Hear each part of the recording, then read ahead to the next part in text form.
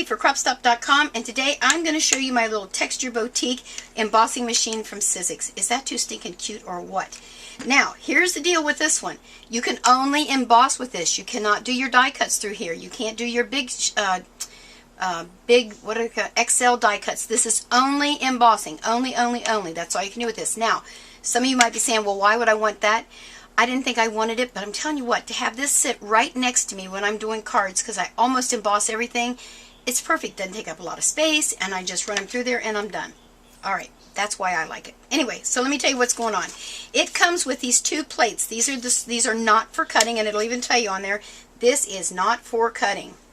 So you're going to use these two, and then they give you a little shim. When you get yours, do not throw this away, and it even tells you, do not discard. Because sometimes the thinner paper, when you put it through there, you need this to help get a better embossing on it. So that's what we're going to do today, and I'm going to go through all the different embossing folders that you can put through there and show you the ones that you can't. Well, let's get started. Now, the first embossing folders that we're going to use are going to be Sizzix. Now, the only thing you got to remember is I constantly turn these each time I do them. There's like a little beveled edge here, so I will turn them over. I don't know why I do that. I do that with my Cuttlebug. I flip my plates so they don't bend, but these you don't really have to. It's always going to be the same way. You don't have to do any memorizing, except you want to make sure to put your open end first. So I'm going to stick my folder with my paper on there, and then you're just going to stick it through. And look how easy this goes.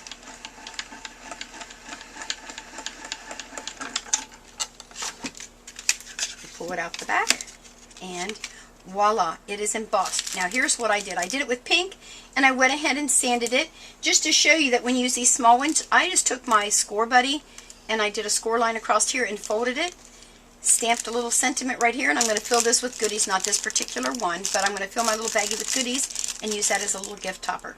So there's that part.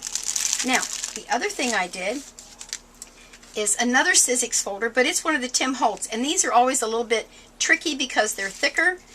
So I wanted to show you that you do the same thing. Open in first, and again, both of these folders are by Sizzix. And I used coordination paper. You don't have to always use coordination, but you know I almost always do. And again, voila! Can you see that embossing on there? Okay. Let me show you the card I did to give you a better idea. And there's my card. So I just sanded it. Remember, if you sand, don't sand on your craft mat. You will ruin it. So there you are. That's our Sizzix embossing folders. Now, our next folder is going to be from Crafts Concepts. Now, the one thing I found out with this particular embossing folder, it may not be all of them. So, you know, it's always a kind of see what you need. On this particular one, I did need to use my little shim. So I'm going to put that underneath. My black on the bottom, a black on the top. There's my little sandwich. And again, this is Craft Concepts. And we're going to stick her through there.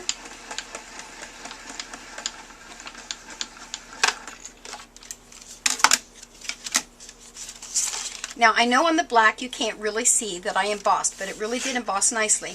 And here's the card I made.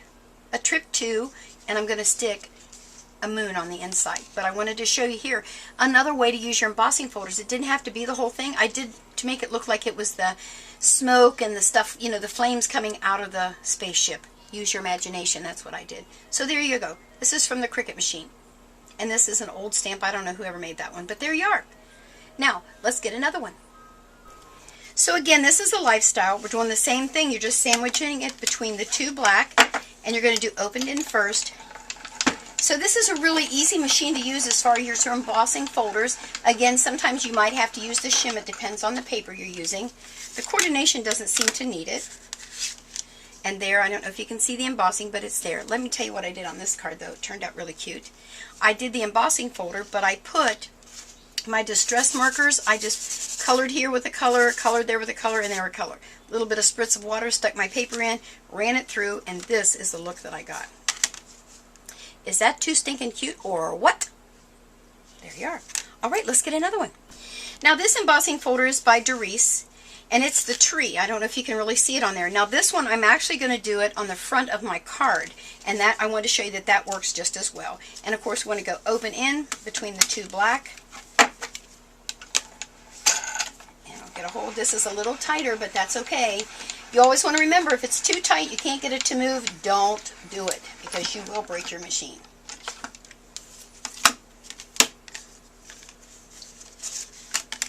And there's that tree. Is that like awesome? I love that tree. Awesome. Let me show you what I did. My first Christmas card for 2013. Ta-da! Is that too stinking cute? Memory box dies you can use on there. This is just waved paper that I just cut. And then I just stamped it. And there you go, my first little Christmas card. Alright, well let's do another one. Now here's my next one. This is Crafts to You. And this is their tree. You know, they don't put names on these. I really wish they would, but they don't. Anyway, again, same thing. Always just between the two black. And the opened end first. And wind her through there. This one doesn't seem quite as tight. It might need a shim, but let me look at it. So before I take it clear out, I'm going to check it and see. Oh, yeah, I think it does. So before I take it out, I'm going to put that shim in there. And that's how you practice. Just don't take your paper out and move it and you'll be in good shape. Hopefully I didn't move it when I flipped it around there. Yeah, that's better. You'll get used to the feel if it's not tight enough, because you want to get a good embossing, of course. Oh yeah, isn't that awesome? I'm loving that. Now let me tell you what I did on my card. I went ahead and I embossed it on a piece just like this because I've mounted it on another one. Then I embossed again using a brown, well, some kind of design paper, but made it look like the branches and the trunk of the tree. Then with my little tiny scissors, I cut out all of the branches. And in here I used my distress markers and a water pen and just went through and colored my leaves. Then I colored down along the bottom again with a distress marker, used a couple stamps and called it a card.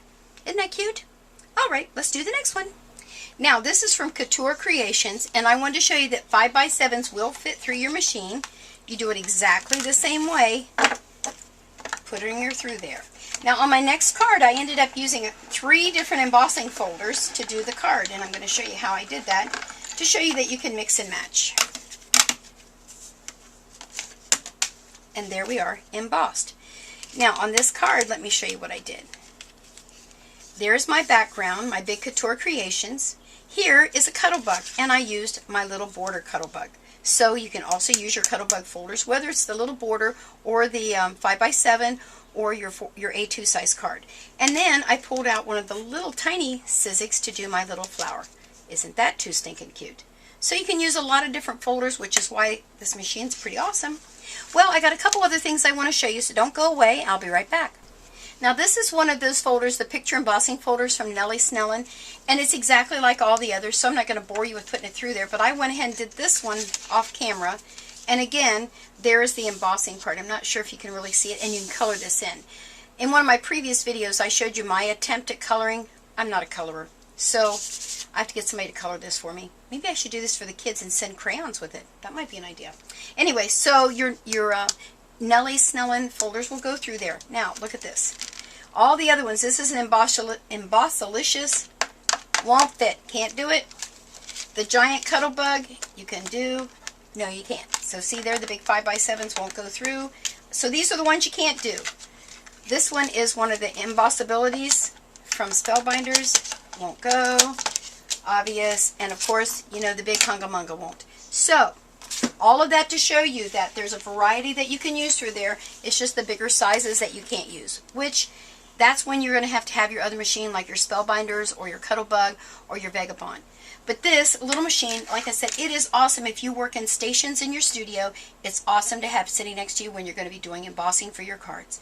So that's what I can show you today. Make sure to stop over at CropStop.com, check out the little texture boutique, and tell them Peggy sent you. Bye!